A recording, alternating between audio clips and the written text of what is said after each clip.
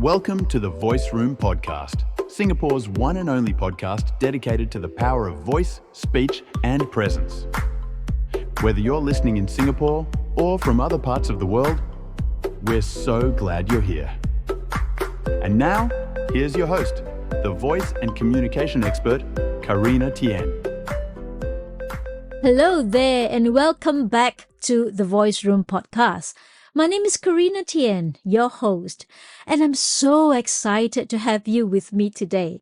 In today's episode, we are diving into a topic that can make anyone nervous. What do you do when the audience challenges your points during your presentation? Oh no! You know the feeling. You're up there sharing your ideas, and suddenly someone throws a question your way or challenges something you've just said. Maybe it is a statistic you shared, a perspective you brought up, or maybe they're just trying to throw you off track. It can totally throw you off a loop. But don't worry, I have got your back. Let's talk about how you can handle those moments with confidence and grace. Yes! Before we dive into it, I would like to share a quick statistic with you to put things into perspective. A study by Reynolds found that over 70% of people feel anxious or fearful when speaking in front of others. And here is the kicker.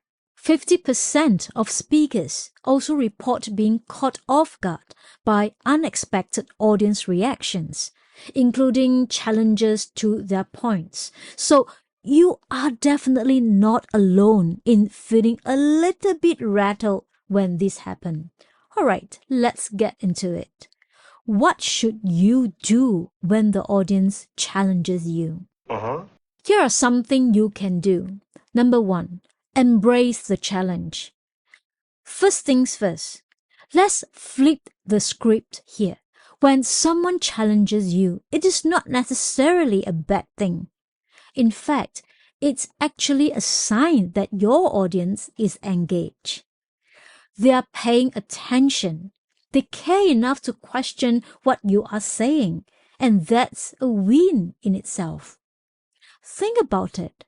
People don't challenge something unless they have strong perspective.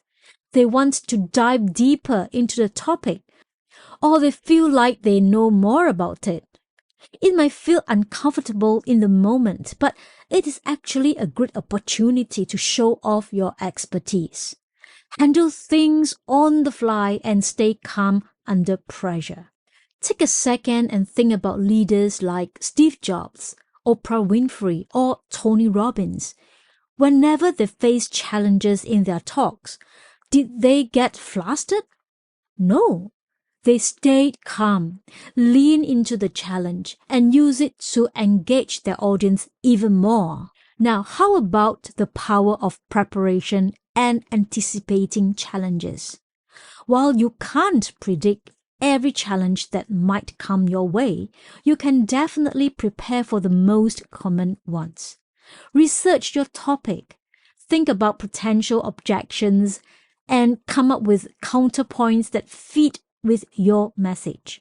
Preparation isn't about memorizing answers. It is about knowing your material so well that you can respond confidently no matter what's thrown at you. For example, I once spoke with a client who was talking about the importance of personal branding in a business presentation. Someone in the audience challenged the idea, saying personal branding only works for extroverts or people in high-profile industries. Rather than getting defensive, my client said, "I totally get what you're saying. Personal branding has historically been associated with public figures, but it's actually about creating a consistent story for yourself and your work. That's something anyone, no matter the industry, can benefit from."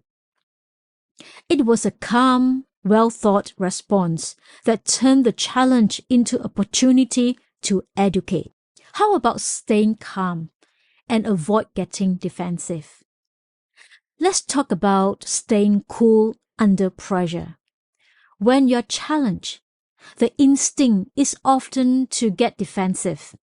You might feel like you need to win the argument, but that's not the goal.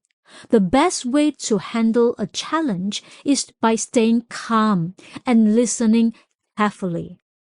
When you take a moment to listen to the challenge without immediately reacting, you create space to think, and that's when the magic happens. Dr. Amy Cuddy, the social psychologist known for her research on body language, talks about something called power posing. By standing tall with open body language, you instantly feel more in control. It's an easy trick to feel more grounded and less reactive when you are faced with a tough challenge. Here is where things get interesting. Sometimes you won't have all the answers right off the bat, and that's okay. Instead of trying to bluff your way through, it is totally fine to pivot by acknowledging the challenge. For example, if someone challenges your statistics, you could say, "That's a great point. Let me clarify my source and dive into that a little bit more." Or if they offer a different perspective, you can say, "I hadn't thought of that angle, but it is a really interesting point. Let's explore that for a moment." This shows that you are open to new ideas and willing to consider other perspectives, which only adds to your credibility. Now let's get practical. I've got a couple of simple exercises for you to try the next time you're practicing for a presentation. Exercise number 1, the question jar. Grab a jar or a box and fill it with common challenges or objections you might face during a presentation. Then, practice responding to them, either in front of a mirror or with a friend. The goal is to stay calm and composed while offering thoughtful responses. The more you practice, the more confident you will feel when the real thing happens. Exercise number 2, role-playing. Find a friend or colleague and ask them to play the role of a tough audience. Let them interrupt you, challenge your points, or ask tough questions. This will help you build your confidence and get used to handling challenges without getting flustered. And that's all I have for you today. Before I sign off, I would love to hear from you. How do you handle challenges in your presentations? Have you ever been caught off guard by an audience? Or maybe you have powerful stories about how you turn a tough moment into a win. Drop me a DM on Instagram. I would love to hear from you. And hey, if you enjoyed today's episode, don't forget to share, subscribe, and leave a comment. Also, follow us on Instagram at The Voice Room for more tips and behind-the-scenes content. And remember, every challenge is just another opportunity to engage, educate, and grow. So until next time, keep mastering your voice and communication skills. Thanks for tuning in to the Voice Room podcast. Don't forget to subscribe, share this episode with your friend, and I'll catch you in the next one.